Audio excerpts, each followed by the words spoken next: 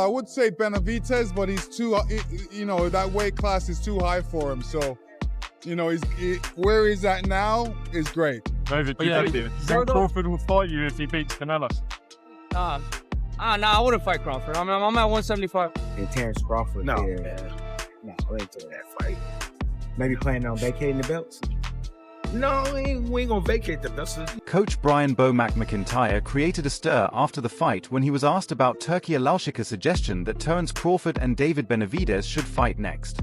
McIntyre flatly rejected the idea, saying Crawford didn't need that kind of matchup. Well, we need to sit for a minute and then, just like I said, get back in the gym and do our thing. Ennis, absolutely. And he don't want none. He also told fans that fighting Jaron "Boots" Ennis would not benefit Canelo because Crawford is a completely different kind of fighter than Ennis. Performance prove about the Ennis sparring. You guys were largely I told you silent it don't about make no difference. Didn't I say it? I said that don't mean shit. I don't give a damn about that. I said that, didn't I? In one of those interviews, I said that. Don't mean shit. Because he's no Bud Crawford. I'm not taking nothing from Ennis, you know, Bozy, them over there, them my guys. Shit, but bringing in that, which is good for Canelo, but it didn't do no good in the fight. The whole Benavidez issue started when Turki Alalshikh, someone very influential in Saudi boxing, tweeted just hours after Crawford's huge win. Congratulations to Terence "Bud" Crawford on his historic victory, securing the undisputed super middleweight title. He becomes the first fighter to be undisputed in 3 different divisions. A big thank you also to Saul Canelo Alvarez for a great show. Then, hinting at the next move on the chessboard, he asked the question that sent tweets about future fights into overdrive. Can David Benavidez still make 168 pounds? Trainer Greg Hackett commented on sudden reports that Terence Crawford and David Benavidez were going to fight. He said nothing had been finalized and it seemed driven more by money and fame than fairness. Hackett added that Crawford didn't need Benavidez to secure his legacy and that Benavidez could damage his body trying to drop back to 168 after fighting at 175. Test his limits, and they think the money is going to keep getting him out there. That fight is pointless. The fight is pointless because nobody ever talked about that fight until now. And then I don't feel like Bud needs a Benavidez. And then that would mean Benavidez would have to go into a different body and bring himself back down to 68 when he's already getting settled in at 175. Hackett then explained why the talk between Crawford and Benavidez was mostly manufactured. In his view, Turki Alalshikh was using the buzz to showcase his promotional skills. Hackett did admit, though, that real fights, when not just hype, can still be intriguing. Benavidez had some tough tasks in front of him that he wanted to conquer before he even talking like that. I don't even think he wanted to talk like that because there's really no point. He wanted the Canelo fight because Canelo was the man at 68. He was at 68. I don't think he cared about fighting Bud, and I don't think Bud cared about fighting Benavidez. That's just Turkey trying to pull rank. So Turkey trying to show he got a golden arm. One question fans kept asking was whether Crawford could keep moving up in weight. Many commentators said he was already a 4-division world champion. In reality, he wasn't. Showbiz the Adult, a boxing commentator and YouTube analyst, had often questioned whether Crawford's resume truly deserved all the attention. Critics have long argued that Crawford hadn't consistently faced enough elite opposition to prove himself at the very highest level. Is top 4 greatest fighters of all time. Do you understand how improbable this is? I thought Bud had no chance. I lost 20 grand. Not only is Terence Crawford on my Mount Rushmore, like I've said, if he were to win, because the probability of him winning against all the odds, I couldn't see it. I couldn't see how at all. The narrative also failed to show the bright side of this historic night, which forced one of boxing's most famous champions to bulk up and break down.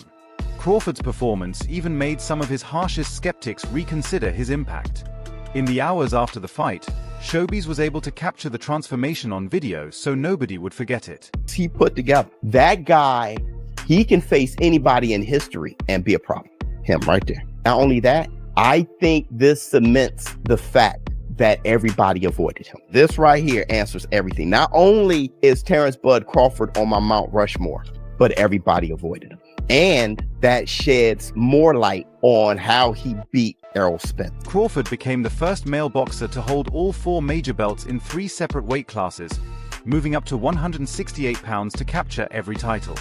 No one else has achieved that. So even though Crawford wasn't truly a 4-division undisputed champion, his accomplishments were extraordinary. Many people were stunned when Canelo Alvarez, at the post-fight press conference after his majority decision loss to Terence Crawford, chose not to dodge the question but instead praised Crawford and admitted Bud was better on the night. And contrast the fight between yourself and Floyd Mayweather Jr. and tonight's bout with Terence Bud Crawford, if you can. No, I think Crawford is way better than Floyd Mayweather. Longtime boxing reporter Dan Rafael gave his take on the fight between Terence Crawford and Canelo Alvarez. As a journalist who has covered the sport for decades, what struck him most was Crawford's ability to seize control down the stretch after Canelo appeared to win the early rounds. Great job. I thought it was close. I had Canelo ahead in the early going, but I thought Crawford did an amazing job closing that fight down in the last few rounds, where he really started to back the supposed bigger guy up, although for me, they looked about the same size. But that was a brilliant performance. Rafael's remarks reinforced Crawford's case by underlining the historical importance of his win. He noted that Crawford hadn't always gotten chances to face bigger opponents because many thought such fights weren't possible. Yet Crawford had chased this bout for years and finally made it happen. History. He dreamt this fight. He willed it to happen. A lot of people, not me, but a lot of people laughed at him, said, forget about it, no chance against a bigger guy like that. Canelo, because everybody who has ever read me, followed me, listened to me knows I love Canelo. I think he's one of the greats of all time. I think you can make a really good argument that he's the greatest Mexican of all time, even more than Chavez. That said, he is in decline. He's been in decline for the last few years. He hasn't been what we've seen him at his best since he beat Caleb Plant, that Caleb Plant, Billy Joe Sanders time frame. And, even though he's winning fights, the knockouts haven't happened. He's gotten tired in the later part of the fights. And it's just common. It's the oldest saying in boxing, father time is on the... Well-known boxing reporter and ringside commentator Sean Zittel discussed Terence Crawford's rising fame since the win over Canelo Alvarez. Zittel said he has long known Crawford is a great boxer. He even named him the best pound-for-pound fighter in 2017, but he'd never quite placed him among the sport's absolute legends until now. Crawford, #1 pound-for-pound back in 2017. I always acknowledged him as the best counterpuncher in the game, one of the great counterpunchers. But I didn't see him as Sugar Ray Leonard, Floyd Mayweather, Muhammad Ali, Sugar Ray Robinson. I didn't see him as that. I saw him as the tier of greats right below that. Oscar, Sane, Mike McCallum, guys like that. And it turns out, no, he's with the best of the best. Zittel also critiqued Crawford's technical execution against Canelo. He felt Crawford absorbed the power calmly and displayed a level of punch resistance unmatched in this weight class. Zittel observed that Canelo lost his rhythm during the fight as Crawford established his jab in the 3rd and 4th rounds and went on to dictate the action. Effect on Crawford, I know Crawford felt it, but he had good punch resistance. He came up in weight beautifully, and then as time went on, his jab and his length, around that 3rd and 4th round, really started to give Canelo fits. And then, #1, his bread and butter, his gift. Yes, he's got great tactics, great distance control, efficient footwork. He doesn't, and he took the air out of the ball when he wanted to in this fight. It was clear before the fight that Canelo Alvarez would try to use his size, experience, and strength to his advantage. Fans noted that Canelo had been a champion before and knew how to handle pressure, especially at super middleweight. After the loss to Terence Crawford, Canelo spoke on Instagram.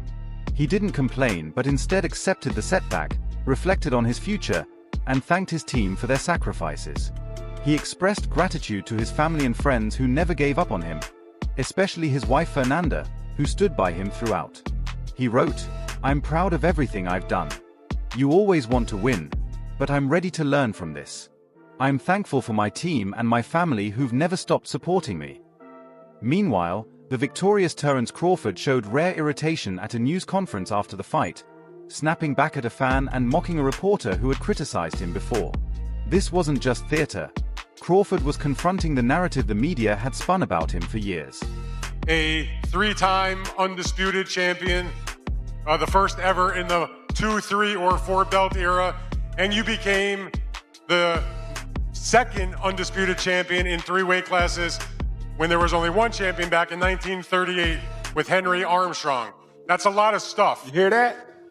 You hear that? For years, boxing insiders had said Crawford was boring, couldn't draw crowds, and only fought nobodies.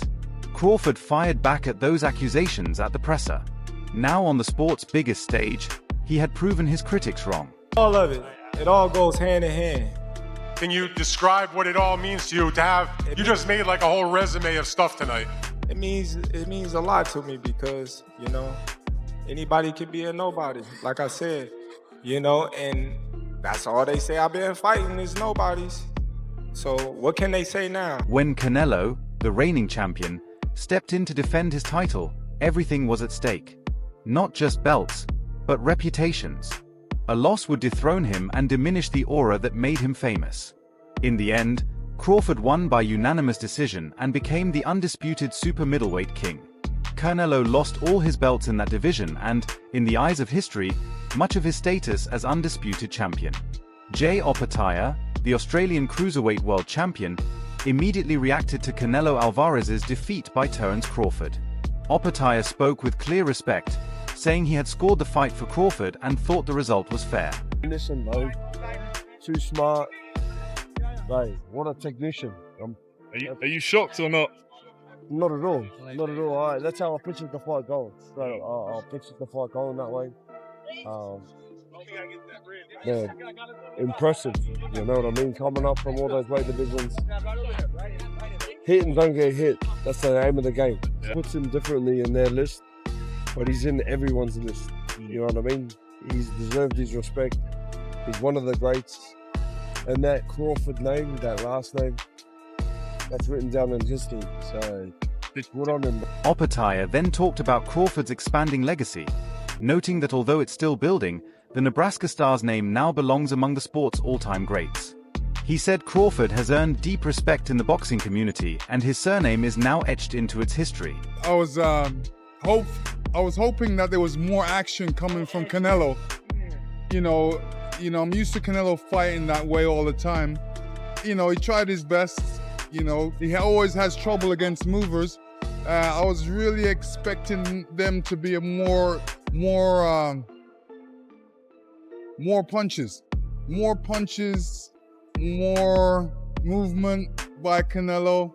Yeah, I mean, it was a situation where he's, you know, Terence Crawford's a tactician, and he throws combinations and he moves, and then, you know, if you try and exchange with him, he's gone already. So you gotta be fast, you gotta punch him when he's punching you. It was impossible to beat Canelo unless power played a huge role. Early exchanges showed how much it hurt when he landed clean, especially to the body, or when he got inside on Crawford.